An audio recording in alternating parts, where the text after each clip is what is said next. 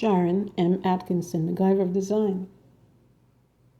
This is September 10th, 2024. The time now is 7:30 p.m. exactly.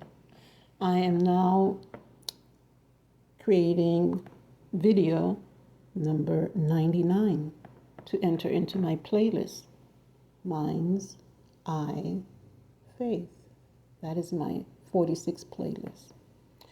This is part 2 in the series Numbers 11, verses 5 and 6. It's about food and the preoccupation sometimes with food as a snare. Numbers 11:5. Let's read 4, 5, and 6. And the mixed crowd that was in the midst of them expressed selfish longing, and the sons of Israel too began to weep again and say, "Who will give us meat to eat? We remember the fish that we used to eat in Egypt for nothing, the cucumbers and the watermelons and the leeks and the onions and the garlic.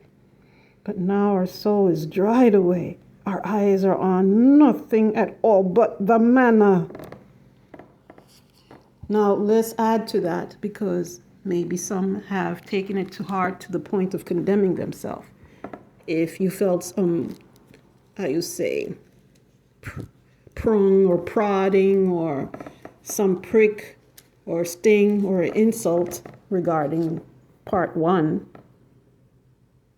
when it spoke of their God is their bellies and etc., etc., it only means that you are alert. That's all. It doesn't mean that you're condemned. If you want to condemn yourself, then you won't try, because you just already gave up. But if you really want to press forward, certain things might sting, but let's do something about it. Let's clarify. In Matthew chapter,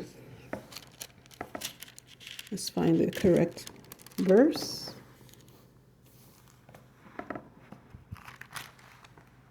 Let's try Matthew chapter 14. Let's go to verse 19. Next, he commanded the crowds to recline on the grass, and took the 5 loaves and 2 fishes, and looking up to heaven, he said a blessing. And after breaking the loaves, he distributed them to the disciples in turn to the crowds. That was Jesus Christ feeding the crowds. And it goes on in verse 20. So all ate and were satisfied, and they took up the surplus of fragments, 12 basketfuls. And let's go on to 21. Yet those eating were about 5,000 men, besides women and young children. So what's the point there? Was the point there that eating is bad? No. Look carefully. What did Christ feed them? Fishes and loaves of bread. Was it a fine meal? Yes. But was it an extravagant meal? No. And that would be a point to keep in mind. Can you do with less extravagance, even with your food? And leave the extravagance for occasions?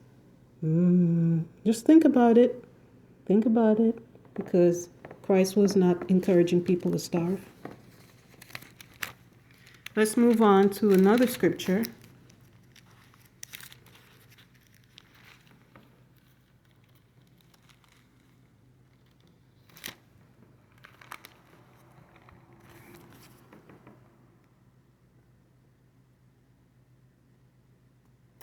Let's move on to Luke chapter 5, verses 33. Verse 33. They said to him, "The disciples of John fast frequently, and offer supplication, and so do those of the Pharisees. But yours eat and drink."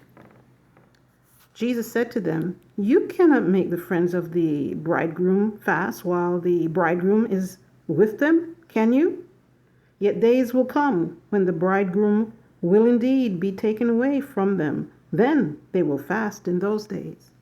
Is fasting what Christ is speaking about?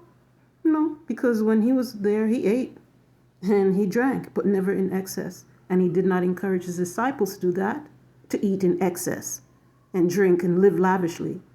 And they didn't fast while he was alive.